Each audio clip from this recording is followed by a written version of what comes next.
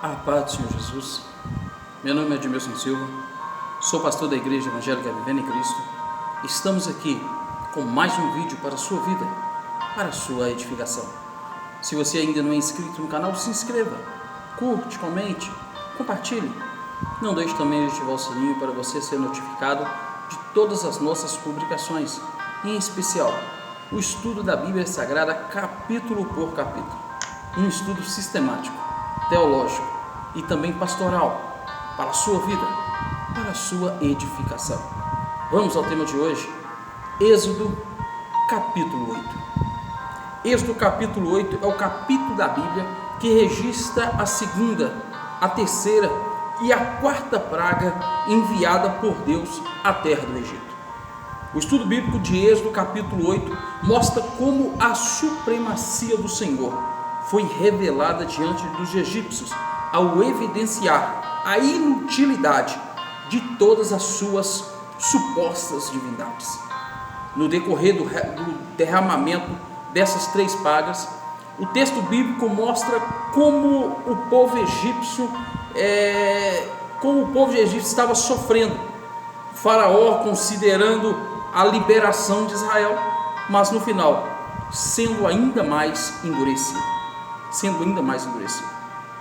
Êxodo capítulo 8, do versículo 1 ao versículo de número 15, ele vai falar da segunda praga, a praga das rãs. Após o derramamento da primeira praga, quando as águas do Egito se tornaram em sangue, Deus enviou agora a segunda praga. À luz do texto bíblico, havia se passado pelo menos 7 dias desde a primeira praga. Nós já estudamos ela no canal, no capítulo de número 7, nós falamos sobre a primeira praga. Mas a Bíblia diz que Deus ordenou a Moisés que se apresentasse novamente a Faraó e lhe pedisse que liberasse os israelitas. Caso contrário, o território egípcio iria ser castigado com rãs que seriam produzidas em abundância nos rios, em grande número. As rãs então infestariam todas as casas egípcias, registrada do capítulo 8, do versículo 1 ao 3. Então Deus mandou que Moisés dissesse para Arão que estendesse a sua mão e com seu bordão sobre as águas do rio, para fazer subir delas um tão grande número de rãs, a ponto de cobrir todo o território do Egito. Arão, ele vai fazer conforme o Senhor havia falado. E a Bíblia diz que as rãs infestaram todo o Egito. As rãs infestaram todo o Egito. Curiosamente, assim também como na primeira praga, os magos egípcios procuraram imitar a segunda praga. De fato, com suas ciências ocultas, eles conseguiram fazer aparecer rãs também sobre o Egito. Êxodo no capítulo 8, no versículo de número 7, vai deixar isso registrado. Porém, isso mostrava apenas a tentativa patética da religião egípcia em tentar medir forças com o verdadeiro Deus. Se os magos egípcios realmente tivessem qualquer poder, se eles tivessem algum poder, eles teriam tentado revertir a praga. Eles tentariam não comparar a ela, não fazer a mesma coisa, mas eles tentavam inutilizar essa praga. Mas a tentativa deles de tentar ali medir forças com Deus vivo apenas aumentava ainda mais o problema no território egípcio, porque ao tentar eles faziam ainda surgir mais pragas e mais tormento vinha sobre aquelas terras. A aflição no Egito foi grande a aflição do povo egípcio, e Faraó suplicou por alívio. Ele pediu que Moisés e Arão rogassem ao Senhor para que aquela praga ela chegasse ao fim. Em troca, Faraó prometeu Faraó prometeu ao povo de Israel que eles poderiam ir sacrificar ao Senhor. Êxodo no capítulo 8, versículo 8.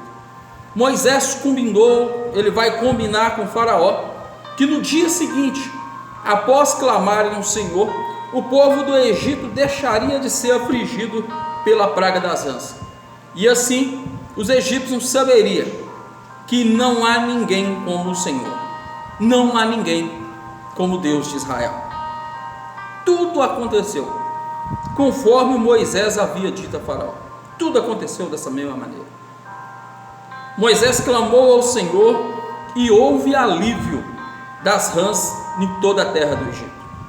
Nesse ponto, ficou claro que o verdadeiro controle estava nas mãos de Deus e não nas falsas divindades representadas ali pelos magos egípcios. Além disso, é interessante saber que no Egito as rãs representavam Heket.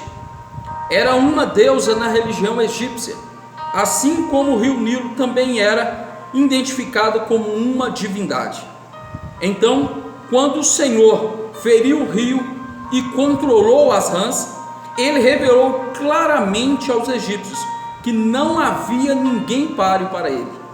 A falsa religião egípcia não poderiam livrá-los da mão do Deus vivo. Deus demonstra o seu poder para o povo, a fim de que o povo entenda que Ele é o Senhor de todas as coisas. Contudo, ao ver que a praga já havia passado, Faraó continuou com seu coração endurecido e não cumpriu o que havia combinado com Moisés. Tudo isso, claro, estava de acordo com o propósito do Senhor. O Senhor havia avisado a Moisés que Faraó seria duro ao libertar os israelitas. Êxodo capítulo 8, do versículo 16 ao versículo de número 19, vai falar da terceira praga. E esta praga é a praga dos piolhos. Depois da praga das rãs, Deus enviou ao Egito a praga dos piolhos. A Bíblia diz que Deus ordenou a Moisés que dissesse a Arão que estendesse o seu bordão e ferisse o pó da terra, para que o pó se tornasse em piolho por toda a terra egípcia. Êxodo capítulo 8, do versículo 16. Arão fez conforme a ordem do Senhor, e houve muitos piolhos na terra do Egito, tanto nos homens quanto nos animais. Os magos egípcios mais uma vez tentaram imitar essa praga, mas desta vez nem mesmo seus truques foram capazes de produzir algo parecido. Então eles disseram que simplesmente eles tiveram que simplesmente admitir a Faraó que realmente o dedo de Deus estava controlando aquela situação. Porém, mesmo assim, Faraó não se deixou persuadir e não liberou o povo de Israel. Então, Êxodo capítulo 8, do versículo 20 ao versículo 32, ele vai relatar a quarta praga sobre os egípcios, a praga das moscas.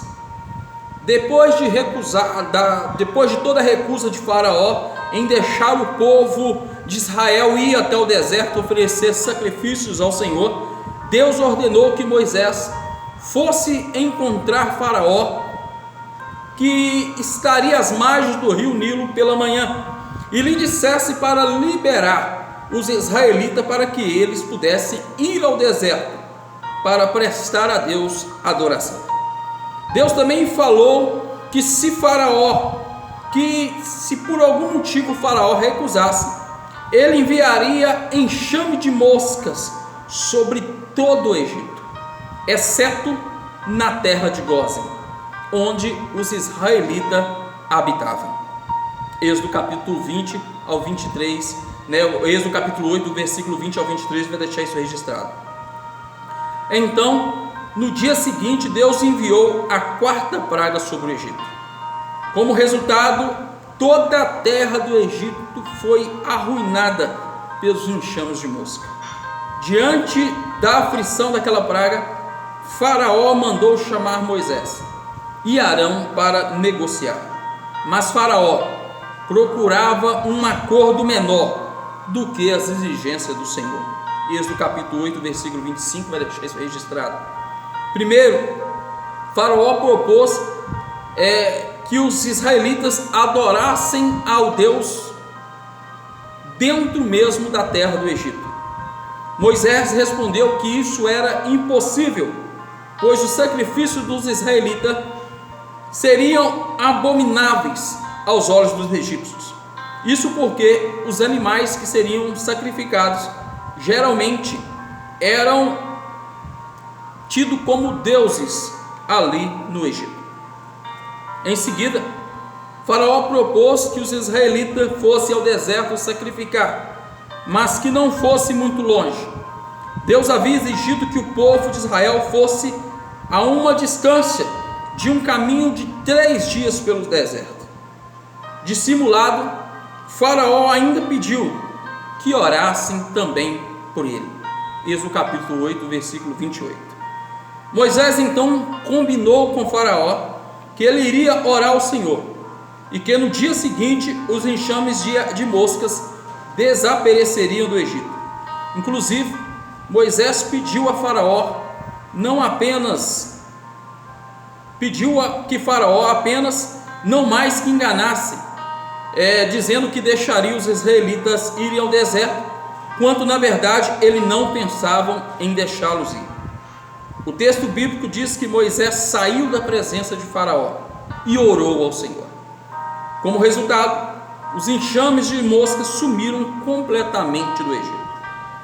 Mas Êxodo capítulo 8, ele termina mostrando que mais uma vez Faraó endureceu seu coração e não deixou o povo de Israel ir adorar ao Senhor.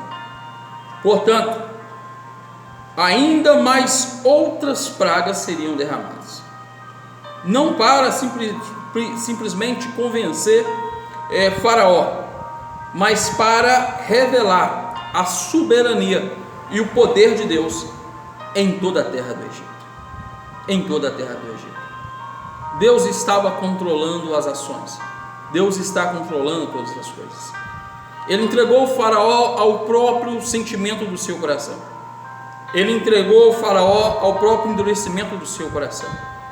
Mas, mesmo diante da recusa do rei do Egito, Deus mostrou que ele é soberano.